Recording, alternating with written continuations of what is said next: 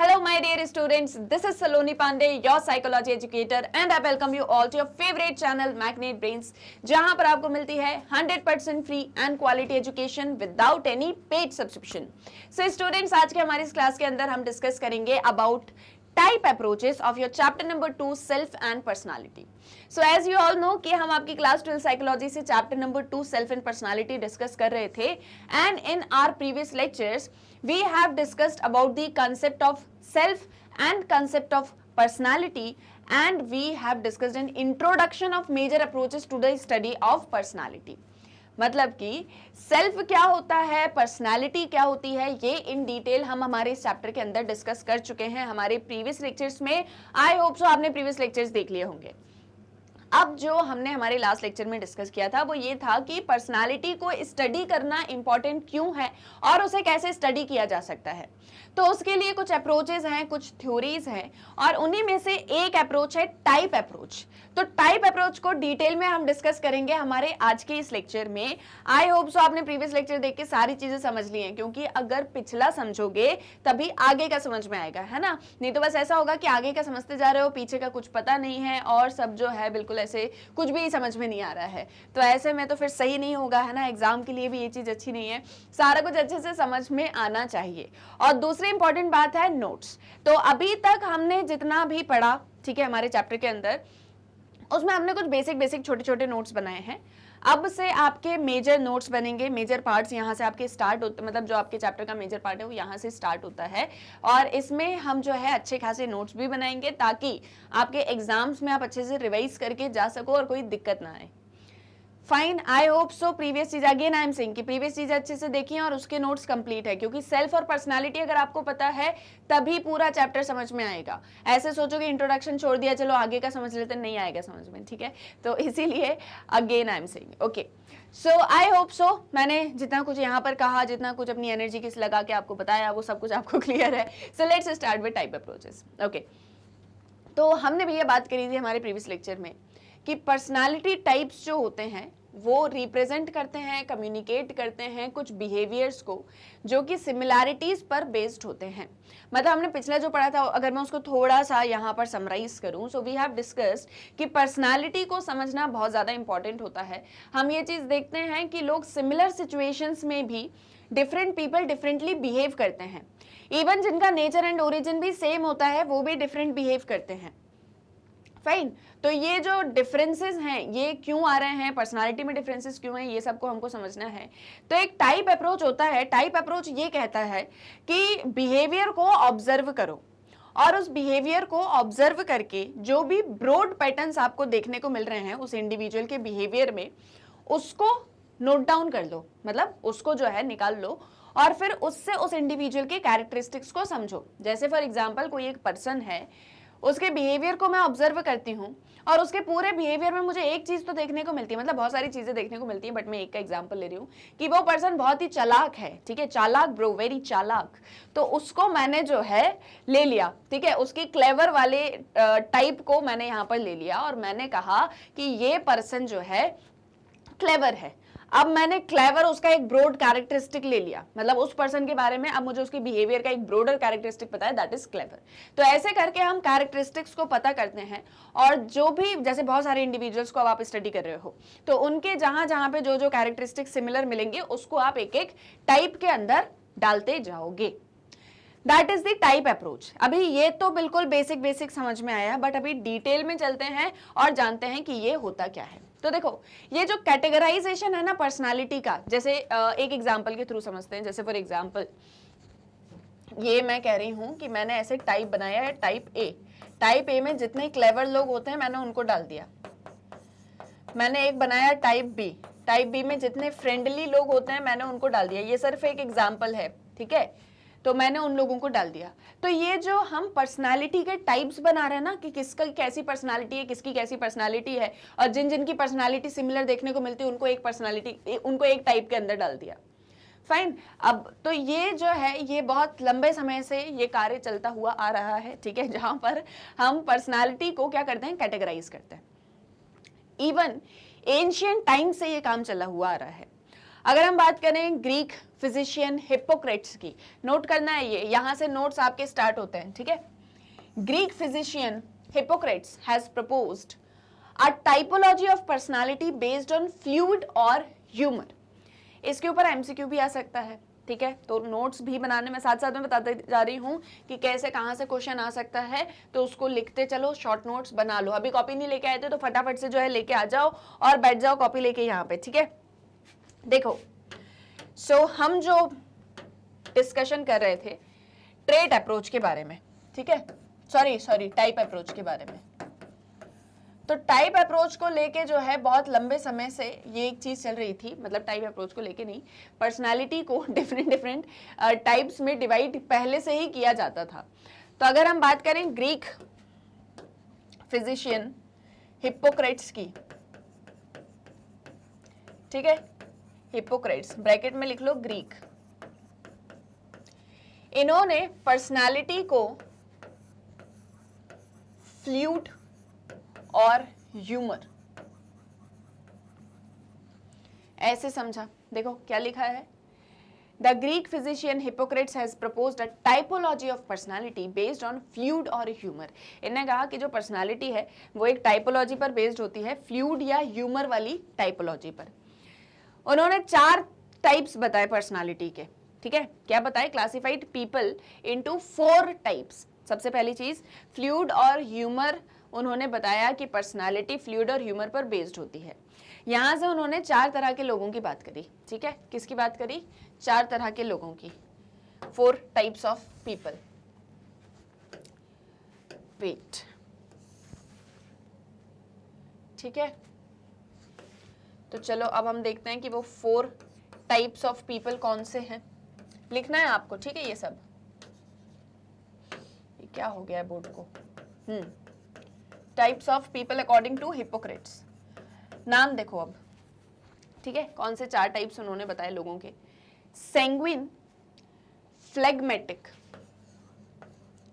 Sanguine, phlegmatic, melancholic and choleric, melancholic and choleric। हो जाएंगे ना सारे नाम याद, ठीक है। सो देखो, हिप्पोक्रेट्स ने ये कहा कि जो पर्सनालिटी टाइपोलॉजी है वो बेस्ड होती है फ्लूइड और ह्यूमर पर, और इन्होंने ही 4 तरह के लोगों के बारे में बताया, सैंग्विन, फ्लेगमेटिक, मेलनकॉलिक और कॉलेरिक। क्लियर। अभी सिर्फ नाम सुनो, मैं बिल्कुल, ये मेरा दावा है कि लास्ट तक आपको सारी चीजें क्लियर हो जाएंगी। अभी समझो ध्यान से, आराम से, बस नोट्स बनाते चलो और समझते चलो, लास्ट में सब कुछ रिलेट आप कर पाओगे। तो इन्होंने 4 टाइप्स बताए, people into 4 types he has classified and each characterized by specific behavioral features। और ये जो sanguine, phlegmatic, melancholic और choleric इन्होंने people बताए, ये सभी के अंदर कुछ स्पेसिफिक बिहेवियरल फीचर्स हमको देखने को मिलते थे। जैसे मैंने अभी आपको बताया ना कि मैंने क्लेवर को, फ्रेंडली को एक टाइप में डाल दिया, तो ऐसे ही इन्होंने पीपल को 4 कैटेगरीज में डाल के और उनके स्पेसिफिक फीचर जो हैं वो इन सैंग्विन, फ्लेगमेटिक, मेलनकॉलिक एंड कॉलेरिक के थ्रू बताए। किसने, हिप्पोक्रेट्स ने। अब आ जाओ इंडिया पे, तो इंडिया में जो चरक संहिता है, इंडिया में जो चरक संहिता है, आयुर्वेद का एक फेमस ट्रीटाइज, ये पीपल को कैटेगराइज करता है into vata, pitta, kapha on the basis of 3 humoral elements called tridosha. ठीक है, तो सेकेंड आपको क्या लिखना है, चरक संहिता। ये फर्स्ट था, ठीक है, let's write second. Second is our Indian Charaka Samhita. ये बात करते हैं किसकी, त्रिदोष की। और ये त्रिदोष कौन कौन से हैं, वात, पित्त, कफ। ठीक है, सही स्पेलिंग लिखी मैंने कि गलत लिखी है? It is VATA and KAPH। हाँ, तो इसको सिंगल टी। ठीक है, चरक संहिता ने भी पीपल्स को क्लासिफाई किया 3 कैटेगरीज में, वात, पित्त, कफ में, जिसे त्रिदोष कहा जाता है। ठीक है, यहां पर भी इन्होंने पीपल को कैटेगराइज किया है इनटू 3 कैटेगरीज। समझते चलो, अभी बस ध्यान से सुनते चलो और समझते चलो जितना जितना मैं बता रही हूं। Each refers to a type of temperament called prakriti of a person. तो चरक संहिता में ये जो वात, पित्त और कफ आपको देखने को मिल रहे हैं, ये तीनों टेम्परामेंट को रिफर करते हैं, मतलब कि एक व्यक्ति की प्रकृति को दिखाते हैं। समझ में आ रहा है? बहुत ज्यादा हिंदी हो गया कि समझ में ही नहीं आया कुछ भी। देखो मैं आपको ये बता रही हूं कि एंशियंट टाइम्स से ही, बहुत पहले से ही हमारे यहाँ पर पर्सनालिटी को हम डिफरेंट डिफरेंट कैटेगरीज में डिवाइड करते थे। जैसे मैं आपको एक एग्जांपल दूं, कोई पर्सन की बहुत ही एंग्री पर्सनालिटी है ना, एंग्री मैन काइंड ऑफ। कोई पर्सन है बहुत ही साइलेंट, काम, शांत, चार्मिंग। तो सबकी पर्सनालिटी अलग अलग होती है। अब आप ये कैटेगराइज कैसे कर पा रहे हो? आप आज इसलिए कैटेगराइज कर पा रहे हो क्योंकि ये जो काम है कैटेगराइजेशन का, ये एंशियंट टाइम से शुरू हो गया था। एंशियंट टाइम में जो ग्रीक फिलोसोफर्स हुआ करते थे, हिपोक्रेट्स, उन्होंने भी बोला कि पर्सनालिटी फ्लूइड और ह्यूमर पर बेस्ड होती है, और उन्होंने भी 4 टाइप्स बता दिए पीपल के, सैंग्विन, फ्लेगमेटिक, कॉलेरिक एंड मेलनकॉलिक। ठीक है, इसके बाद अगर आप इंडिया की बात करो, ये भी हम वर्ल्ड में देख रहे हैं कि कैसे एंशियंट टाइम से पर्सनालिटी को जो है टाइप्स में या डिफरेंट कैटेगरीज में डाला जाता था। तो चरक संहिता में उन्होंने 3 तरह के लोगों के बारे में बताया, एक, और उनको कैटेगराइज किया उन्होंने वात, पित्त, कफ के थ्रू, जो वो बोलते थे ये त्रिदोष हैं। ठीक है, और ये जो त्रिदोष हैं, ये एक पर्सन के नेचर को एक्सप्लेन करते हैं कि जैसे किसी के अंदर वात है, किसी के अंदर पित्त है, किसी के अंदर कफ है।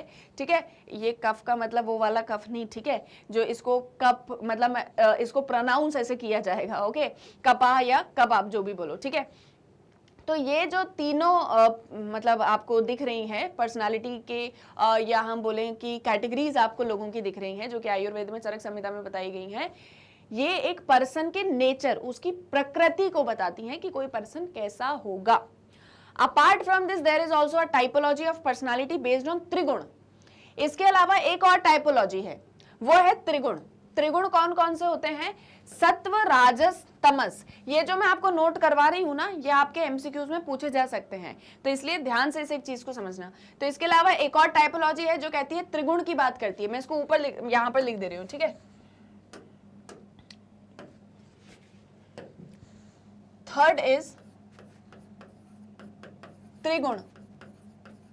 कौन कौन से हैं त्रिगुण? सत्व, राजस एंड तमस। क्लियर? कौन कौन से हैं देखो, सत्व, राजस, तमस। सत्व में यहां पर डबल टी आएगा, इट इज सत्व। फाइन, ये तीनों टाइपोलॉजी आपको समझ में आ गई। समझ में मतलब अभी देखो आपको उसकी मीनिंग में नहीं जाना कि सैंग्विन का मतलब क्या है, फ्लेगमेटिक का क्या है, वात का क्या है, वो अभी हम समझेंगे सब। बट मैं आपको ये एक चीज बता रही हूं कि कैसे एंशियंट टाइम्स से ही पर्सनालिटी को कैटेगराइज किया जाता था। ओके, तो सबसे पहले हमने हिपोक्रेट्स का पढ़ा कि उन्होंने सैंग्विन, फ्लेगमेटिक, मेलनकॉलिक, कॉलेरिक के बारे में बताया। इतनी बार बोलो इसको कि याद हो जाए, ठीक है। और चरक संहिता आयुर्वेद इंडिया में त्रिदोष बताए गए, जैसे वात, पित्त, कफ, ये जो है इस तरह से एक्सप्लेन किया गया, और ये एक पर्सन के नेचर को एक्सप्लेन करते थे। और एक और थे त्रिगुण टाइपोलॉजी। तो त्रिगुण में सत्व, राजस और तमस, ये 3 गुण होते थे लोगों के अंदर। ठीक है, मतलब अभी भी वैसा ही, अभी थोड़े नाम चेंज हो गए, लेकिन इसी तरीके की चीजें हैं। अब इनको एक एक करके समझते हैं कि ये क्या है। क्लियर? समझ में आया? Okay okay. Sattva guna include attributes like cleanliness, truthfulness, dutifulness, detachment, discipline etcetera. Note करो इसको, लिखो एक जगह पर, लिखो सत्व लिखो, और सत्व में लिखो कि कौन कौन से एट्रीब्यूट्स होते हैं। सत्व में जैसे आप हमेशा अपने आसपास में साफ सफाई रखोगे, आप अपने मन को साफ रखोगे, है ना, आपके मन को आप साफ रखोगे। ट्रूथफुलनेस, आप हमेशा जो सच होगा, जो सच्चाई होगी उसका साथ दोगे। ड्यूटीफुलनेस, आप हमेशा अपने कर्तव्यों का जो बोलते हैं ना निर्वाहन करोगे, आपके जो ड्यूटी होगी उसको आप फुलफिल करोगे।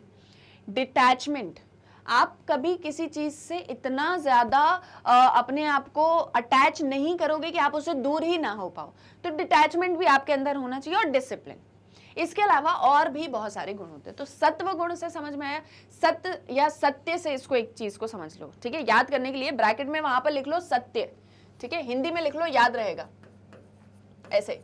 सत्व है ना, उसके ब्रैकेट में लिख लो आगे सत्य, मतलब जो सच्चाई के रास्ते पे चलेगा, जो हमेशा अपने कर्तव्यों का निर्वहन करेगा, जो हमेशा जो है अपने मन को साफ रखेगा, लोगों के बारे में अच्छा सोचेगा, डिटैच रहेगा, डिसिप्लिन्ड वे में रहेगा, वो सत्व गुण होता है।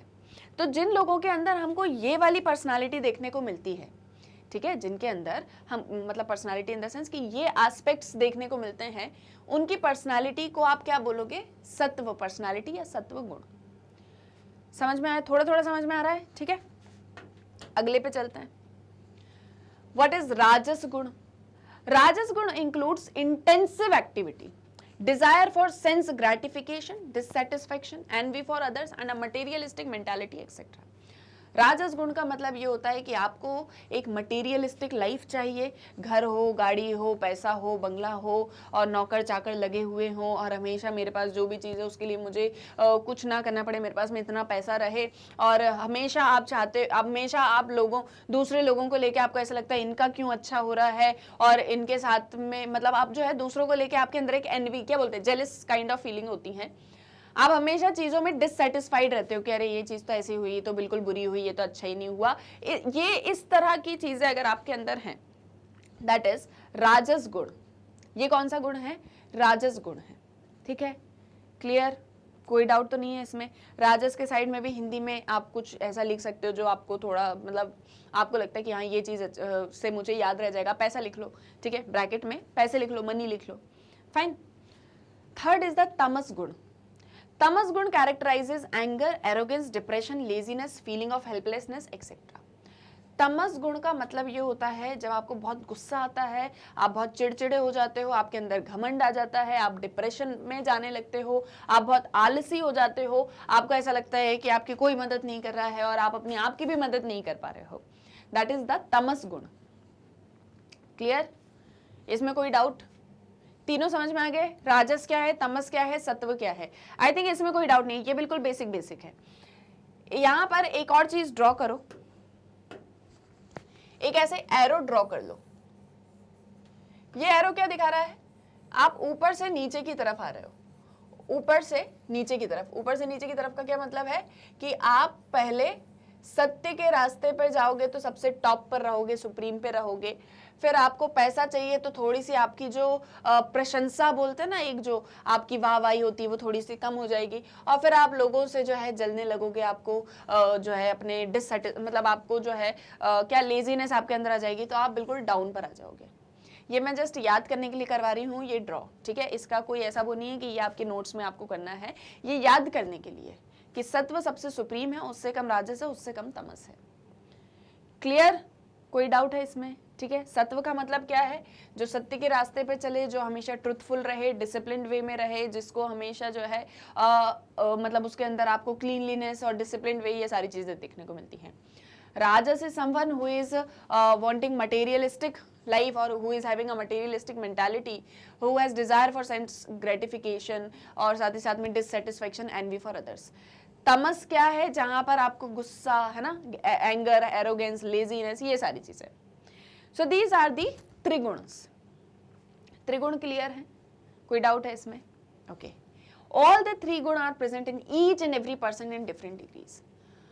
अब ऐसा हो ही नहीं सकता कि किसी के अंदर सिर्फ सत्व है, किसी के अंदर सिर्फ राजस है, किसी के अंदर सिर्फ तमस है। तीनों मिला के हर एक पर्सन के अंदर है, सबके अंदर होती है, पर इसकी डिग्री अलग अलग हो सकती है। ठीक है, इसकी जो डिग्री है वो अलग अलग हो सकती है। कैसे? देखो यहां पर समझते हैं।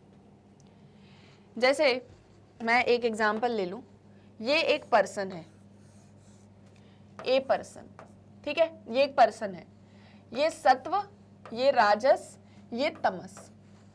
अब ऐसे तो ये पर्सन हमेशा बहुत ही मतलब ट्रुथफुलनेस के पाथ पर चलता है, हमेशा लोगों के बारे में अच्छा सोचता है। ट्रुथफुलनेस इसके अंदर कूट कूट के भरा हुआ है, ठीक है, और साथ ही साथ में ये एक बहुत ही डिसिप्लिन्ड पर्सन है। तो ट्रुथफुलनेस हो गया, डिसिप्लिन हो गया। ठीक है, पर इसको पैसा भी चाहिए, ऑब्वियस है, किसको नहीं चाहिए, इसको पैसा भी चाहिए, और इसको जो मनी है वो ऐसे चाहिए कि ये अपनी लाइफ में जो भी लग्जरीज चाहता है वो मतलब उन चीज़ों को ये चाह सके, ठीक है। तो मतलब पैसा तो इसको अच्छा खासा चाहिए है, लेकिन दूसरों से जलन ये नहीं करता, मतलब इसको दूसरों से जेलसी जो है वो फील नहीं होती, थोड़ी बहुत होती, कभी एक आध बार लग गया हो तो लग गया हो, लाइक 0.5% जेलसी इसके अंदर है, ठीक है। चलो परसेंटेज में देख लेते हैं, डिग्री मनी इसको चाहिए 70%, ट्रुथफुलनेस है इसके अंदर 85% और डिसिप्लिन है इसके अंदर 65%, ठीक है। तमस की बात करते हैं अब, डिसिप्लिन है तो लेजीनेस तो होगी ही नहीं, है ना। तो ट्रुथफुलनेस है, डिसिप्लिन है, लेकिन मान लेते हैं इसको डिप्रेशन हो गया, ठीक है, इसको क्या हो गया, डिप्रेशन इसको हो गया 30%। अब क्या ये सारी चीजें पॉसिबल नहीं है एक इंडिविजुअल के अंदर? बिल्कुल है। हम सबके अंदर सत्व, राजस, तमस के डिफरेंट एट्रीब्यूट्स प्रेजेंट होते हैं, बस उनकी डिग्री कितनी होगी ये डिफर कर सकता है। क्लियर? इसमें त्रिगुण में कोई डाउट नहीं होगा। I hope so that is pretty much clear to you. Next, the dominance of one or the other guna may lead to a particular type of behaviour. जिस चीज का डोमिनेंस होगा ज्यादा सत्व, राजस और तमस में से, वो आपके बिहेवियर को गाइड करेगा। जैसे अगर हम देखेंगे डोमिनेंस की अगर हम बात करते हैं तो आपको ये SRT तीनों में से सबसे ज्यादा डोमिनेंस किसका देखने को मिल रहा है? सत्व का। तो इस पर्सन की जो पर्सनालिटी है वो सत्व वाली पर्सनालिटी है। क्लियर? तो तीनों में से जिसका डोमिनेंस ज्यादा रहेगा, जैसे मान लो इसका बिल्कुल अपोजिट कर दूं मैं, ठीक है, इसका अपोजिट कर देती हूँ और ऐसे कर देती हूँ कि इसको मनी चाहिए 90%, ठीक है, और इसके अंदर जेलेसी है 70%, और ट्रुथफुलनेस और डिसिप्लिन की अगर हम बात करें तो वो है सिर्फ 50%, ठीक है। तो अब किसका डोमिनेंस हो गया? राजस का। क्लियर? तो जो चीज आपके अंदर ज्यादा डिग्री में होगी उसका जो है डोमिनेंस आपके अंदर बन जाएगा, और यही चीज आपके बिहेवियर में भी रिफ्लेक्ट होगी, क्योंकि जो भी चीज आप कैरी करते हो अपने सेल्फ में वही आपके बिहेवियर में रिफ्लेक्ट होती है। Within psychology, the personality types given by Sheldon are fairly well known. इसके अलावा शेल्डन, इन्होंने भी साइकोलॉजी में पर्सनालिटी टाइप्स के बारे में बताया है और इनके पर्सनालिटी टाइप्स भी बहुत नोन है। आपको यहां तक समझ में आया कि त्रिगुण क्या है, त्रिदोष क्या है, और हिपोक्रेट्स ने क्या जो है फिलोसॉफी दी थी। इससे आपको बस देखो एक ही चीज समझनी है कि पहले से ही पर्सनालिटी को जो है कैटेगरीज में डिवाइड किया जाता था, और जैसे कि त्रिगुण में हमको एक्सप्लेन किया गया कि आपके अंदर इन डिफरेंट कैटेगरीज में से जिस भी चीज का डोमिनेंस ज्यादा होगा वो आपके बिहेवियर में रिफ्लेक्ट होगी, और जब वो चीज आपके बिहेवियर में रिफ्लेक्ट होगी, अगर वो मोस्ट ऑफ द टाइम हो रही है, तो वही आपकी पर्सनैलिटी को भी शो करती है। आई होप सो इतनी चीजों में आपको कोई डाउट नहीं है। Okay, further let's move on to the Sheldon's personality types. अब देखो, using body build and temperament as the main basis, Sheldon proposed the endomorphic, mesomorphic, ectomorphic typology. Body build और टेम्परामेंट, इन दोनों को मेन बेसिस मानते हुए Sheldon ने endomorphic, मीजोमॉर्फिक और एक्टोमॉर्फिक टाइपोलॉजी के बारे में बताया है। ठीक है, कि आपकी बॉडी किस तरह की होती है और आपके अंदर टेम्परामेंट किस तरह का है। ये दोनों चीजें आपकी पर्सनालिटी को बताती हैं, और उसको उन्होंने 3 टाइपोलॉजी या 3 टाइप्स में डिवाइड कर दिया, एंडोमॉर्फिक, मीजोमॉर्फिक, एक्टोमॉर्फिक। लिख लेना इसको, ठीक है। Endomorphs are fat, soft and round. ठीक है, देखो मैं लिखवा देती हूँ, फाइन, यहां पर ही नोट करते हैं। So fourth one we have is Sheldon. Okay, now Sheldon describes personality or different typology of personality on the basis of body build, okay, and temperament, and on the basis of this they have divided it into 3: endomorphic, mesomorphic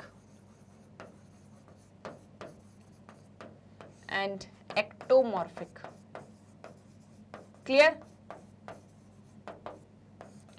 उन्होंने कहा जो endomorphic हैं वो कौन है? जो कि fate, soft and round है।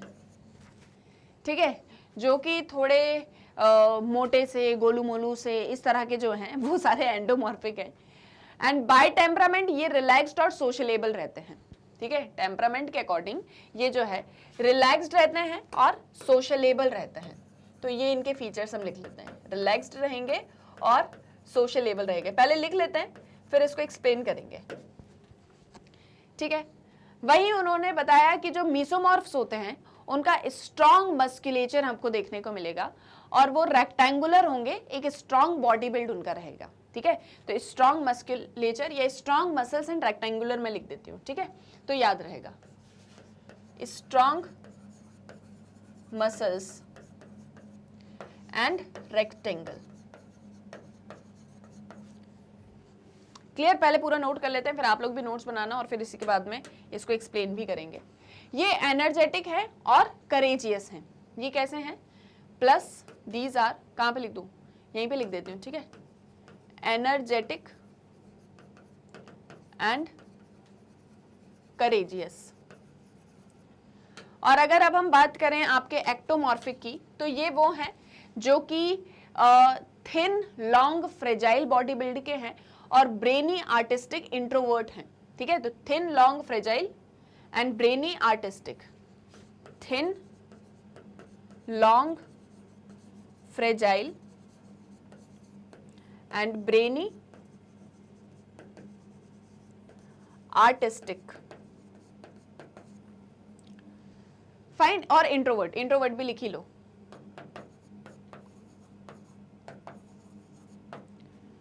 क्लियर? तो शेल्डन ने बॉडी बिल्ड और टेम्परामेंट के बेसिस पर 3 तरह की टाइपोलॉजी बताई, एंडोमॉर्फिक, मेसोमॉर्फिक और एक्टोमॉर्फिक, और ये सारे उनके फीचर्स जो है उसने एक्सप्लेन करे। सो देखो, शेल्डन ने ये जो कैरेक्टरिस्टिक्स बताए हैं, ठीक है, टाइपोलॉजीज के, देखो एंडोमॉर्फिक कौन है? जो कि फैट, सॉफ्ट, राउंड पीपल हैं, यानी कि जो गोल मटोल से, थोड़े हेल्दी से लोग हैं, ये लोग हैं, ये रिलैक्स रहते हैं और ये हमेशा लोगों के साथ में सोशलाइज हो जाते हैं। लेकिन जो मेसोमॉर्फिक हैं ये एनर्जेटिक और करेजियस लोग हैं, इनकी जो मसल्स हैं वो बड़ी स्ट्रांग है, बहुत अच्छी बॉडी वगैरह है इनकी, और साथ ही साथ में मतलब रेक्टेंगल शेप्ड बॉडी है। क्योंकि देखो वो किसकी बात करें? एक बॉडी बिल्ड की बात करें, एक टेम्परामेंट की बात कर रहे हैं। तो जैसे यहाँ पे बॉडी बिल्ड कैसा है? Fat, soft, round. यहाँ पे स्ट्रॉन्ग मसल्स, रेक्टेंगल। यहाँ पे थिन, लॉन्ग, फ्रेजाइल। और टेम्परामेंट कैसा है? तो रिलैक्स्ड, सोशलेबल, एनर्जेटिक और करेजियस, कभी किसी चीज से नहीं डरते, हमेशा हर एक चीज करना चाहते हैं। एक्टोमॉर्फिक जो ब्रेनी है, आर्टिस्टिक है, लेकिन इंट्रोवर्ट रहते हैं। तीनों अपने आप में बिल्कुल एक दूसरे से डिफरेंट हैं। जहां ये बहुत सोशलाइज होते हैं, ये बिल्कुल इंट्रोवर्ट रहेंगे। जहां पर ये करेजियस है, एनर्जेटिक है, वहां पर ये बिल्कुल रिलैक्स्ड फॉर्म में रहते हैं। फाइन। तो शेल्डन ने भी जो है बॉडी बिल्ड और टेम्परामेंट के बेसिस पर पर्सनालिटी को कैरेक्टराइज या बिहेवियर को कैरेक्टराइज करने की कोशिश करी और उन्होंने ये 3 के बारे में हमको बताया। जैसे कि मैंने आपको स्टार्टिंग में ही ये चीज बताई थी, मतलब हमारे प्रीवियस लेक्चर्स के अंदर, कि बहुत सारे अप्रोचेस, बहुत सारी थ्योरीज हम पढ़ेंगे पर्सनालिटी को लेके, लेकिन किसी ने भी पर्सनालिटी के सारे एस्पेक्ट्स को लेके थ्योरीज नहीं दी हैं।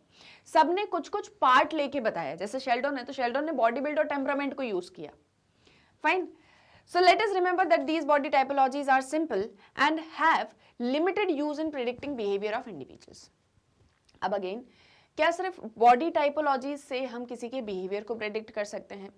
ऑब्वियसली नहीं कर सकते। These are more likely like stereotypes which people hold.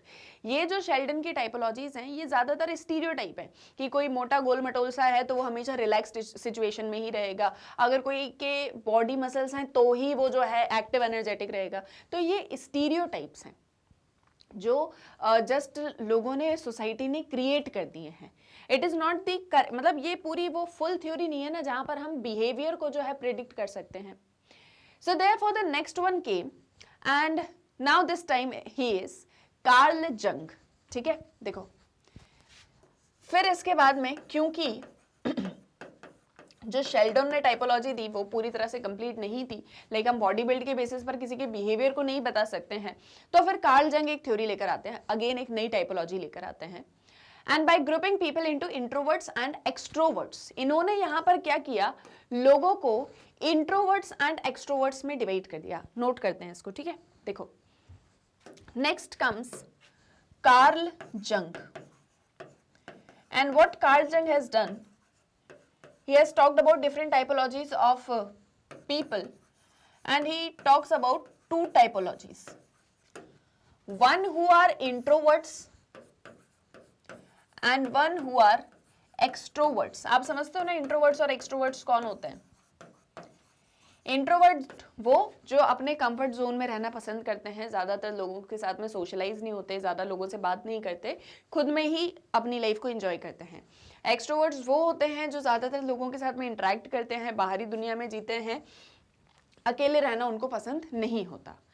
तो अब कार्ल जंग ने जो है ये इंट्रोवर्ट्स और एक्सट्रोवर्ट्स में जो है टाइपोलॉजी दो बता दी, और ये वाइडली रिकॉग्नाइज्ड रही, क्योंकि ये चीज़ हम देखते हैं लोगों के अंदर, चाहे कोई मोटा हो, पतला हो, कैसा भी हो, लेकिन इंट्रोवर्ट और एक्सट्रोवर्ट्स हमको सब में देखने को मिलते हैं, है ना। सो ये चीज़ वाइडली रिकॉग्नाइज की गई, and according to this typology, introverts are people who prefer to be alone, tend to avoid others, withdraw themselves in the face of emotional conflicts and are shy। तो इस टाइपोलॉजी के according introverts कौन है, जो अकेला रहना पसंद करते हैं, दूसरों को अवॉइड करते हैं, अपने इमोशनल कन्फ्लिक्ट से अपने आप को बचाए रखते हैं या उसको मानते नहीं हैं, और शाय होते हैं, है ना, शर्मीले होते हैं।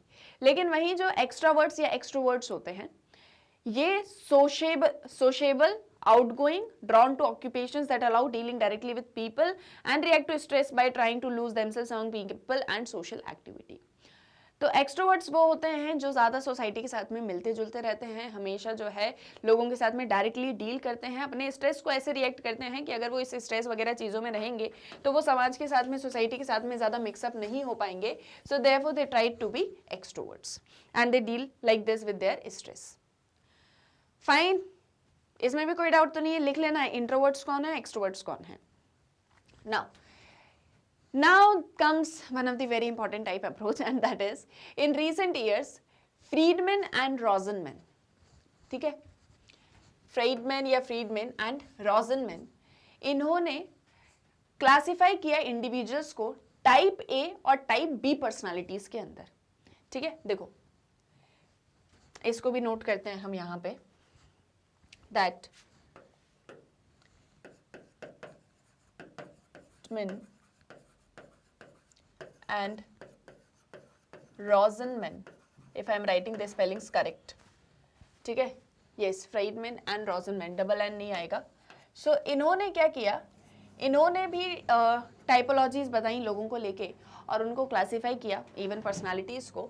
तो इन्होंने दो पर्सनालिटी की बात करी, एक इन्होंने बात करी टाइप ए पर्सनालिटी की, और एक इन्होंने बात करी टाइप बी पर्सनालिटी की। क्लियर है, ठीक है। इन्होंने एक टाइप ए पर्सनालिटी की बात करी, एक इन्होंने टाइप बी पर्सनालिटी की बात करी, इंडिविजुअल्स को दो पर्सनालिटीज में डिवाइड कर दिया। The two researchers were trying to identify psychosocial risk factors when they discovered these types। जब वो ये टाइप ए और टाइप बी इन चीज़ों को डिस्कवर कर रहे थे, तब उन्होंने साइकोसोशल रिस्क फैक्टर्स को भी आइडेंटिफाई किया। ये दोनों जो हैं इसको भी समझने की कोशिश कर रहे थे कि हमारे साइकोलॉजिकल और सोशल फैक्टर्स जो होते हैं वो दोनों को मिला के फिर ये पर्सनालिटी को समझने की कोशिश कर रहे थे। So people characterised by type A personality seem to possess high motivation, lack patience, feel short of time, be in a great hurry and feel like being always burdened with work। जो type A personality होती है उसके लोग हमको ऐसे देखने को मिलते हैं, मतलब टाइप ए पर्सनालिटी में हमने उन लोगों को रखा जिनके अंदर हाई लेवल ऑफ मोटिवेशन है, जिनके अंदर पेशेंस नाम की तो चीज़ ही नहीं है, ठीक है, और वो साथ ही साथ में उनको ऐसा लगता है कि समय खत्म हो रहा है, मुझे हर एक काम बहुत जल्दी जल्दी करना है, तो हमेशा जो है जल्दबाजी में रहते हैं, और उनको ऐसा लगता है कि कितना काम का लोड है उनके ऊपर, उनको ये सारा काम करना होगा। तो मोटिवेशन तो बहुत हाई है, अच्छी बात है, लेकिन उसके साथ साथ में पेशेंस बिल्कुल भी नहीं है, हर चीज में भागम भागी करते हैं और ऐसा लगता है उनको कि उनके ऊपर बहुत ज्यादा काम का प्रेशर है। Such people find it difficult to slow down and relax. ऐसे लोग रिलैक्स नहीं कर पाते, अपने आप को काम नहीं कर पाते, सिचुएशंस में शांत नहीं रह पाते, जब उनको रिलैक्स करने की जरूरत है इवन तब भी वो रिलैक्स नहीं कर पाते। क्लियर टाइप ए पर्सनालिटी लिख लेना, ये जो चीजें यहाँ पर कैरेक्टरिस्टिक्स दिए ना, high motivation, lack patience, feel short of time, ये सब आपको लिख लेना शॉर्ट में। Fine. People with type A personality are more susceptible to problems like hypertension and coronary heart disease. जिन लोगों के अंदर हमको टाइप ए पर्सनालिटी देखने को मिलती है उनके अंदर हाइपरटेंशन और CHD that is coronary heart diseases हमको देखने को मिलते हैं, क्योंकि इतना ज़्यादा जल्दबाजी चीज़ों की होती है, ब्लड प्रेशर बहुत बार हाई हो जाता है, टेंशन इनको बहुत ज़्यादा हो जाती है क्योंकि हर एक काम की जल्दबाजी में ये रहते हैं, और पेशेंस इनके अंदर नहीं होते। Fine. The risk of developing CHD with type A personality is sometimes even greater than the risk caused by high blood pressure, high cholesterol levels और smoking. जो coronary heart disease type A personality की वजह से हो रहा है वो कभी कभी high blood pressure, high cholesterol या स्मोकिंग से होने वाली रिस्क से भी ज्यादा होता है। मतलब हाई बीपी से आपको कोरोनरी हार्ट डिसीज हो सकता है, लाइक आपका हाई बीपी हो गया, आपको हार्ट अटैक आ सकता है। बट अगर वो coronary heart disease type A personality की वजह से हो रही है तो वो और ज्यादा डिजास्ट्रस होती है। फाइन। तो इसीलिए यहाँ पर उन्होंने जो है रिस्क बताई है टाइप ए पर्सनालिटी की, कि एक तो CHD होता है और दूसरा हाइपरटेंशन होता है, और ये बहुत ही सीरियस कंडीशंस जो है यहाँ पर बन जाती हैं। क्लियर? इसको भी लिख लोगे। देखो यहाँ पे क्या करना, ऐसे कैरेक्टरिस्टिक्स लिखना, यहाँ पे जितने भी कैरेक्टरिस्टिक्स बताएं वो सारे लिख लेना, lack patience, be in hurry and etcetera etcetera. तो कैरेक्टरिस्टिक्स हो गए आपके। फिर इसके बाद में लिख लेना कि क्या क्या प्रॉब्लम्स या रिस्क हो सकती हैं। तो एक CHD, एक हाइपर टेंशन। क्लियर? लिख लोगे ना, इसमें तो मुझे इतना लिखवाने की जरूरत नहीं है, ठीक है? जो मैं बोल रही हूँ वो लिखना है आपको, ठीक है? नोट्स बनाने हैं आपको। अब आ जाते हैं टाइप बी पर्सनालिटी पे। Opposite to this, type B personality can be understood as the absence of type A traits. जिनके अंदर टाइप ए ट्रेट्स नहीं होते उनके अंदर टाइप बी पर्सनालिटी होती है। देखो, ये टाइपोलॉजी को थोड़ा सा और एक्सटेंड किया गया और टाइप बी पर्सनालिटी को ऐसे बताया गया, मतलब Morris has suggested a type C personality which is prone to cancer. तो मतलब उन्होंने ये कहा कि जिनके अंदर टाइप ए नहीं आता उनके अंदर टाइप बी पर्सनालिटी आती है। फिर ये जो फ्रीडमैन एंड रोजनमैन ने टाइप ए और टाइप बी पर्सनालिटी बताई थी, इन्होंने तो दो ही बताए थे कि एक टाइप ए होता है, एक टाइप बी होता है। तो इन्होंने कहा कि जो भी टाइप ए में नहीं आता, ठीक है, टाइप ए में जितनी भी चीजें एब्सेंट हैं या नहीं आती वो सारी की सारी टाइप बी में आ जाती हैं, ठीक है। फिर इसको और एक्सटेंड किया तो मॉरिस ने टाइप सी और टाइप डी पर्सनालिटी के बारे में बताया। मॉरिस ने फिर बोला कि एक टाइप सी पर्सनालिटी होती है और जिनको भी टाइप सी पर्सनालिटी होती है उनको कैंसर होने के चांसेस बहुत ज्यादा होते हैं, ठीक है। समझते चलो अभी आराम से कि उनको जो है कैंसर होने के चांसेस बहुत ज्यादा होते हैं। कारण, individuals characterized by this personality are cooperative, unassertive and patient. They suppress their negative emotions and show compliance to authority. ये जो इंडिविजुअल्स होते हैं ये बड़े कोऑपरेटिव रहेंगे, है ना, और साथ ही साथ में पेशेंट जो है रहते हैं। इनके अंदर नेगेटिव इमोशंस जो हैं उसको ये सप्रेस करते हैं और कोई भी अथॉरिटी, कोई भी चीज़ इनको दी जा रही है तो उसको कंप्लाई करते हैं, उसको मानते हैं। फाइन, ये टाइप सी होती है, इसको भी लिख लो, cooperative, unassertive and patient, suppress negative emotions, show compliance. ये जो मैं अंडरलाइन कर रही हूँ ना, ये सब आपको नोट करना है टाइप सी पर्सनालिटी के अंदर, कि मॉरिस ने टाइप सी पर्सनालिटी बताई। मैं बस लिख दे रही हूँ, आपको इसको जो है फर्दर डिटेल में अपने नोट्स में लिखना है, ठीक है। क्लियर? इसके बाद में अभी अभी एक टाइप डी पर्सनालिटी भी आई है जो कि डिप्रेशन को लेके प्रोन होती है। जिनका टाइप डी होता है उनको डिप्रेशन हो जाता है, ठीक है। टाइप ए वालों को क्या हो रहा है, कोरोनरी हार्ट डिसीजेज हो रही हैं। टाइप बी वालों को अभी कुछ नहीं हो रहा, टाइप सी वालों को कैंसर हो रहा है, टाइप डी वालों को डिप्रेशन हो रहा है। तो टाइप डी पर्सनालिटी में क्या है कि the personality typologies are usually very appealing but are too simplistic. मतलब जो टाइपोलॉजी होती हैं पर्सनालिटी को लेके वो बड़ी अपीलिंग रहेंगी लेकिन थोड़ी सिंपलिस्टिक हमको देखने को मिलेंगी। ह्यूमन का जो बिहेवियर है वो हाईली कॉम्प्लेक्स है और वेरिएबल है। and assigning people to a particular personality type is difficult, so people do not fit into such simple categories schemes so nearly. मतलब ये है कि देखो आप किसी को इन चारों में से, जैसे हमने कहा कि अभी रिसेंटली एक नई पर्सनालिटी आई है, वो है टाइप डी पर्सनालिटी, ठीक है। मॉरिस ने टाइप सी के बारे में बताया, इन दोनों ने टाइप ए और टाइप बी के बारे में बताया, और अभी एक मॉडर्न आई है वो है टाइप डी, ठीक है। मैं थोड़ा थोड़ा लिख दे रही हूँ इसके बारे में, आप इसको कंप्लीट करेंगे नोट्स को। Cancer and depression.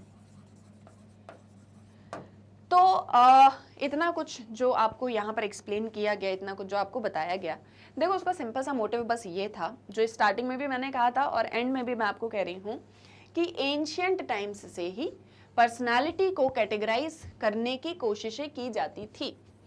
हालांकि ये चीज़ जो है कि पर्सनालिटी को आप डिफरेंट डिफरेंट कैटेगरीज में डालो, ये पूरी तरह से सही नहीं होती। क्यों नहीं होती? क्योंकि जैसे मान लो आप हो या आपके फ्रेंड्स हैं, ठीक है, मैंने आपको कहा था ना कि एग्जाम्पल लेके चलना, आप और आपका एक पूरा फ्रेंड सर्कल, आपका एक पूरा ग्रुप। मैंने यहाँ पर आपको इतने सारे टाइप्स पढ़ाए पर्सनालिटी के, type A, type B, type C, type D.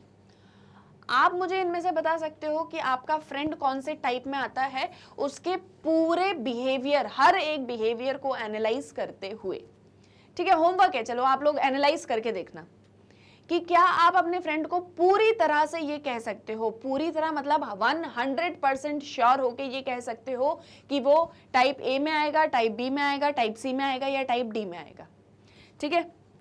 या फिर आप कह सकते हो कि वो पूरी तरह से इंट्रोवर्ट या एक्सट्रोवर्ट है। देखो इंट्रोवर्ट और एक्सट्रोवर्ट तो हो सकता है, क्योंकि कार्ल जंग की ये जो टाइपोलॉजी थी ये सबसे ज्यादा मानी गई थी, इसको सबसे ज्यादा रिकॉग्नाइज किया गया था, तो इस एक चीज में हम मान लें। इसके अलावा वो एंडोमॉर्फिक है, मीजोमॉर्फिक है, एक्टोमॉर्फिक है, क्या आप ये बता सकते हो? क्या आप ये बता सकते हो कि वो सैंग्विन है, फ्लैग्मेटिक है, मेलनकॉरिक है? चलो ये तो आपने पढ़ा नहीं, तो क्या वो सत्व है, राजस है या तमस है? ठीक है, मतलब इन्हीं सबसे मिलती जुलती चीजें हमने डिस्कस करी हैं। आप मुझे ये बताओ कि क्या आप जितने भी लोगों को जानते हो, क्या फिर आप अपने आप को ही, चलो बाकी सबको तो छोड़ो, क्या आप इन कैटेगरीज में से किसी एक कैटेगरी में पूरी तरह से ये कह सकते हो कि हाँ ये चीज मेरे ऊपर अप्लाई होती है या मैं इस कैटेगरी का पार्ट हूं? क्या 100% श्योर होके बोल सकते हो? नहीं बोल सकते। कारण क्या है? क्योंकि हम डिफरेंट एस्पेक्ट को लेके पर्सनालिटी को समझ रहे हैं, ओवरऑल बात कहीं भी नहीं हो रही, और ये पॉसिबल ही नहीं है। ह्यूमन का बिहेवियर इतना कॉम्प्लेक्स होता है, इतना वेरिएबल होता है, डिफरेंट सिचुएशंस में इतनी जल्दी चेंज हो जाता है, और आप उसको समझना इतना ज्यादा मुश्किल है, आप उसको कैसे किसी पर्टिकुलर टाइप के अंदर फिट कर सकते हो? That thing is very difficult, है ना। इतने सिंपल कैटेगरीज में इतना नीटली किसी को आप एक कैटेगरी के अंदर डाल दो, that is not possible. Fine, clear? तो आपको बस क्या एक चीज समझनी थी। आप बोलोगे मैम फिर इतना पढ़ा क्यों, है ना, सबके मन में ऐसे थॉट्स आते हैं कि जब ये कोई काम का ही नहीं है तो उसको पढ़ा क्यों, पर समझना बहुत ज्यादा जरूरी है कि कैसे शुरू से ही आप साइकोलॉजी पढ़ रहे हो, आपको ये चीज पता होनी चाहिए कि पर्सनालिटी के लिए बहुत बार एफर्ट्स किए गए। जैसे फॉर एग्जांपल अगर मैं त्रिगुण की बात करूं तो दैट वाज समवॉट, मतलब वो चीज सही थी, त्रिगुण वाली जो फिलोसफी थी दैट वाज क्वाइट गुड और that was quite acceptable, recognised, कि वहां पे उन्होंने एक सत्व बता दिया, एक राजस बता दिया, एक तमस बता दिया। उन्होंने कहा कि सबके अंदर ये चीजें थोड़ी थोड़ी होती है, बस डिग्री जो है वो वरी करती है। That was acceptable. कार्ल जंग ने कहा इंट्रोवर्ट्स एक्सट्रोवर्ट्स होते हैं, that is also acceptable. Fine. तो इस तरह से डिफरेंट जो है हम कैटेगरीज वगैरह बनाते रहे हैं स्टार्टिंग से ही, पर कोई सी ज्यादा हमको प्रेफरेबल रही, कोई सी नहीं रही। जैसे शेल्डन ने जो बताया वो तो इवन पूरी तरह से ही हमको नकार देना चाहिए, मतलब 5-10% ही सही है वो, कि जो लोग मोटे होते हैं वो लोग रिलैक्स रहते हैं, जो लोग बिल्कुल पतले होते हैं वो इंट्रोवर्ट्स काइंड ऑफ रहेंगे, थिन वाले बिल्कुल, और जो जिनके मसल्स रहेंगे, ठीक है, तो वो बड़े एनर्जेटिक रहेंगे। ये बहुत कम केसेस में होता है, दीज आर द स्टीरियोटाइप्स, है ना। तो इसीलिए ये हमको जानना था कि कैसे हमने टाइप यूज किए हैं, है ना, पर्सनालिटी को स्टडी करने के लिए, और ये सारे टाइप अप्रोचेस इंपॉर्टेंट थे जितना भी हमने पढ़ा। तो समझना एक चीज आपके लिए बहुत इंपॉर्टेंट थी। आई होप सो आपको समझ में आया और आपको अब इन चीजों में कोई डाउट नहीं है, ठीक है। तो हमने स्टार्ट कहाँ से करा था? देखो हमने स्टार्ट करा था कि डिफरेंट टाइपोलॉजीज बनाई गई हैं पर्सनालिटी को लेके। जैसे ये काम स्टार्टिंग से ही चला आ रहा है एंशिएंट टाइम से। तो जैसे हिपोक्रेट्स हैं, उन्होंने बोला कि पर्सनालिटी फ्लूइड और ह्यूमर पर बेस्ड होती है। 4 तरह के लोग होते हैं, सैंग्विन, फ्लेगमेटिक, मेलनकॉलिक, कॉलेरिक। वहीं इंडिया में आयुर्वेद में चरक संहिता में बताया गया कि त्रिदोष होते हैं और पीपल के अंदर देखने को मिलते हैं, जैसे वात, पित्त और कफ, और ये त्रिदोष जो है एक पर्सन के नेचर को बताते हैं। वही त्रिगुण बताए गए तो त्रिगुण में सत्व, राजस और तमस था, और ये तीनों गुण जो है सभी के अंदर थोड़े थोड़े देखने को मिलते हैं, डिग्री सबके अंदर वरी कर सकती है। शेल्डन ने बॉडी बिल्ड और टेम्परामेंट को यूज करा, एंडोमॉर्फिक, मीजोमॉर्फिक, एक्टोमॉर्फिक के बारे में बताया, ठीक है, और तीनों को जो है उन्होंने कैटेगराइज किया, फिर हमको एक्सप्लेन किया। कार्ल जंग ने इंट्रोवर्ट्स एक्सट्रोवर्ट्स की बात करी, दैट वाज वेरी रिकॉग्नाइजेबल। और यहाँ पर जो लास्ट में फ्रीडमैन, रोजनमैन और मॉरिस, इन्होंने type A, type B, type C personalities और रिसेंटली टाइप डी पर्सनालिटी के बारे में बताया। हालांकि इसको उन्होंने बहुत ज़्यादा डिटेल और नहीं एक्सप्लेन किया कि टाइप सी में क्या कैरेक्टरिस्टिक्स होंगे, टाइप बी में क्या होंगे, दे जस्ट मतलब थोड़ा शॉर्ट करके उसको समझाने की कोशिश करी है। वर्क इन पे चल रहा होगा, अभी भी इनको एक्सप्लेन करने की कोशिश हो रही होगी, आज भी ऐसी बहुत सारी रिसर्च स्टडीज होती होंगी जहां पर हम पर्सनालिटी को समझने की कोशिश करते होंगे या उसको स्टडी करना चाहते होंगे, बट स्टिल ये नॉलेज हमारे पास में होना बहुत ज्यादा इंपॉर्टेंट है। फाइन, अब एग्जाम पॉइंट ऑफ व्यू से मैं आपको कहूं तो एमसीक्यूज इस पर आ सकते हैं। कौन सी टाइपोलॉजी किसने दी, इस टाइपोलॉजी के अंदर क्या चीजें बोली गई थी, या ये वाली टाइपोलॉजी कौन सी ट्रेट के या कौन से टाइप के अंदर आएगा। फाइन, तो ये सारी चीजें इसलिए आपको पता होनी चाहिए, और इसीलिए मैंने आपसे नोट्स बनवाए हैं कि मान लो कल को आ जाए कि इंट्रोवर्ट्स एंड एक्सट्रोवर्ट्स में पर्सनालिटी को किसने जो है क्या बोलेंगे डिफरेंशिएट किया था, और आपके सामने ऑप्शंस आ जाएं कौन कौन, शेल्डन, मॉरिस, फ्रीडमैन, कार्ल जंग। सो करेक्ट आंसर कार्ल जंग। आपको ये चीज पता होनी चाहिए। क्लियर है? इस चीज में आपको कोई डाउट है कहीं भी, कहीं तक भी? ठीक है, कोई भी डाउट है तो आप मुझसे पूछेंगे कमेंट सेक्शन में। कोई चीज आपको नहीं समझ में आई तो आप मुझसे पूछेंगे कमेंट सेक्शन में। आपको बस एक काम करना है, ठीक है, ये सवाल मुझसे पूछने से पहले, आपके डाउट्स मुझसे पूछने से पहले, कि आप एक बार यहाँ तक, ये इस लास्ट वर्ड तक जितना मैंने आपको आपकी बुक से पढ़ा दिया है ना, आप इसको एक बार रीड करो, इस पूरे टॉपिक को अच्छे से रीड करो। मैंने जो आपको पढ़ाया उसको समझने की कोशिश करो, शॉर्ट नोट्स जो हमने बनाए उसको रीड करो। स्टिल आपको लगता है कि आपको डाउट आ रहा है, बेझिझक पूछो, मैं हमेशा अवेलेबल हूँ आपके सारे डाउट्स को आंसर करने के लिए।